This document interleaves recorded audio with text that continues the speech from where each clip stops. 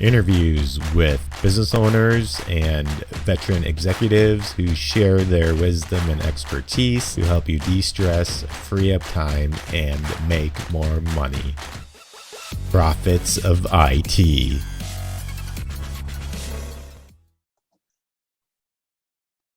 Welcome back to the Profits of IT. I am Jim Punzenberger, your host and the creator of the Managed Prospecting System. If you're looking to generate sales opportunities without cold calling, ad spend, or spamming, be sure to check out managedprospectingsystem.com. I have Dr. Leah Houston with me today. She is a ER physician turned entrepreneur and is currently helping the world fix healthcare. Hey, Leah, please say hi to the audience and tell us a quick bit about yourself and your company. Hey everyone, thank you so much for taking a minute to listen in today.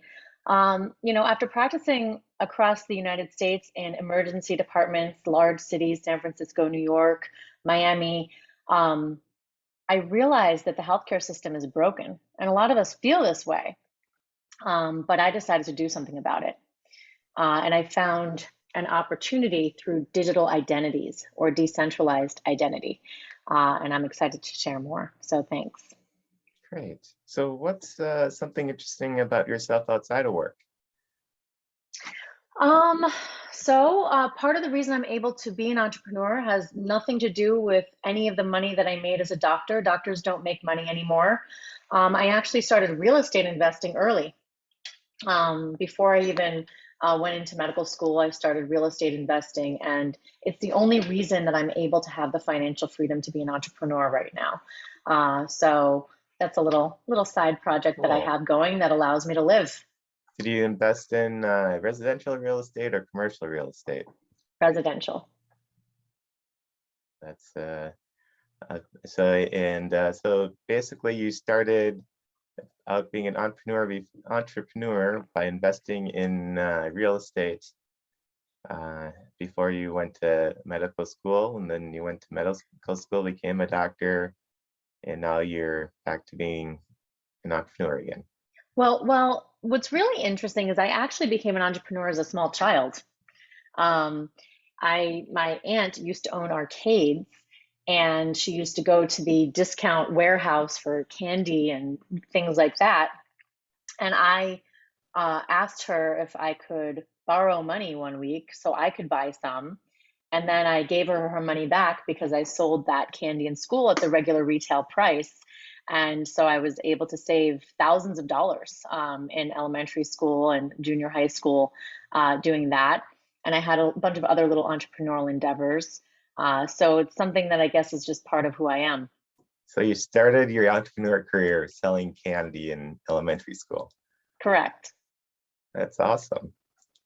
What do you contribute your success to, or what might you say is your superpower when it comes to business, and how can others learn from that to be more successful themselves?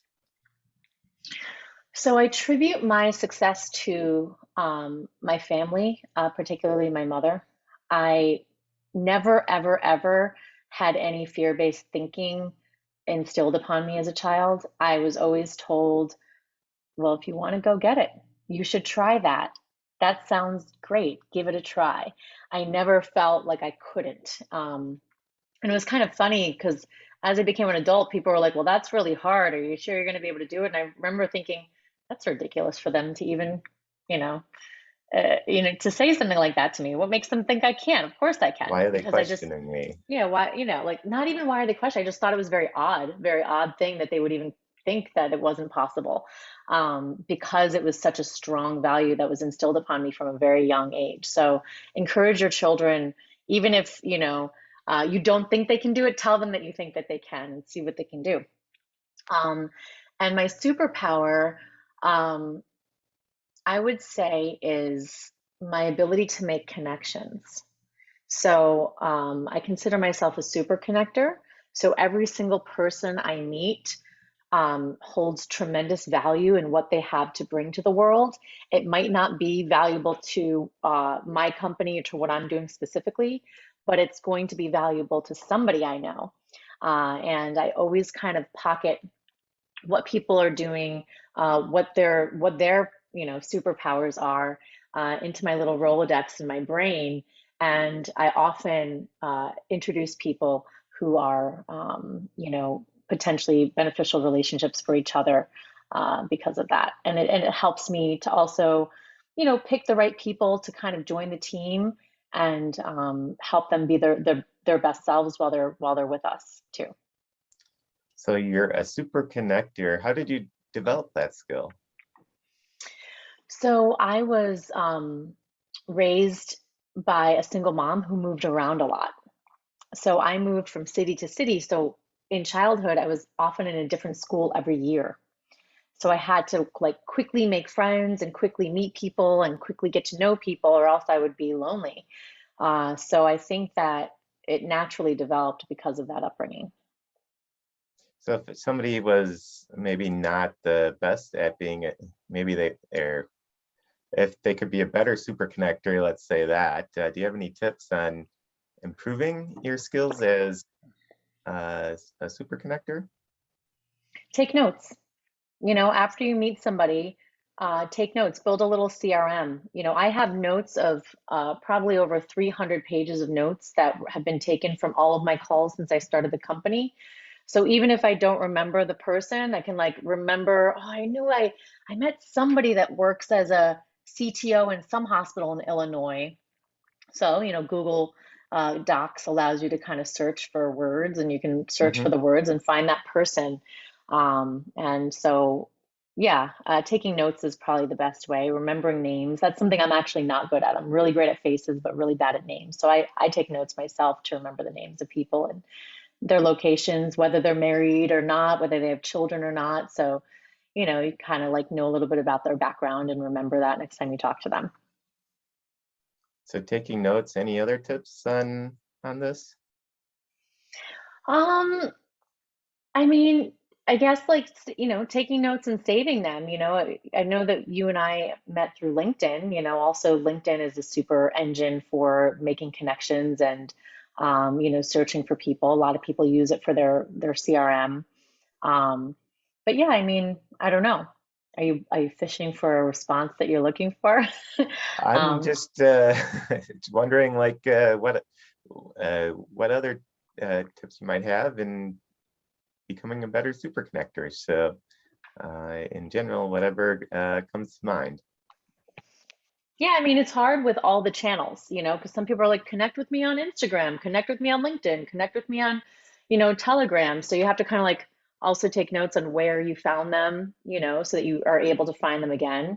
It's making it harder and harder, but it's it's it's a cool. We're in this new information age where everybody's building their own digital footprints and the mechanisms that they prefer to use. So learning how to use all of those different channels, like a multi-channel approach, is also, I think, helpful. Do you have any other tips in general on if somebody's maybe a young entrepreneur and looking to become a better in being an entrepreneur? Um, I mean, I think it kind of goes back to the same thing around the superpower. I think that recognizing that everyone has something valuable to contribute, and acknowledging and seeing that value and remembering it will help empower your company in whatever way that you need, because you'll end up attracting the right people, I believe, if you think that way. Got it. So Leah, is there um, I guess get an opportunity for an ask now or elevator pitch? Who should be contacting you and why should they be contacting you? Well, the healthcare system is broken. We chatted about that very briefly at the beginning. Doctors are feeling it. Patients are feeling it. Patients, the number one cause of personal bankruptcy is medical debt. And patients are extremely frustrated. They just want to have an appointment with a doctor and they have to wait God knows how long and see some stranger that they've never met, who they don't know if they can even trust this new diagnosis, whether it's you know, a minor diagnosis like a wrist sprain or a major diagnosis like a new cancer diagnosis? How do you know that the person that you're talking to actually knows what they're talking about and that they care about you as a person? You know, and physicians are equally frustrated. They're frustrated that the way that they practice medicine is being influenced by insurance companies and employers that are caring more about the bottom line than the actual patient in front of them. And so I believe that there's a solution in decentralized identity. Decentralized identity allows you to own your digital self, your digital footprint, and allows you to connect directly, securely, and privately to others. And so in the healthcare industry, my ability to diagnose, treat, write prescriptions has to do with my Medicare, Medicaid numbers, my license number, my medical degree, all of these credentials that I collect as a doctor. That gives me permission to do all of these things. But that permission is controlled by centralized entities like large health systems and insurance companies. With decentralized identity, I, as an individual, control those rights to use that digital footprint to connect with my fellow colleagues, to build my referral networks, and then to later connect with patients. Similarly, decentralized identity allows patients to own their health records, to take those health records wherever they go, to share them with whomever they choose.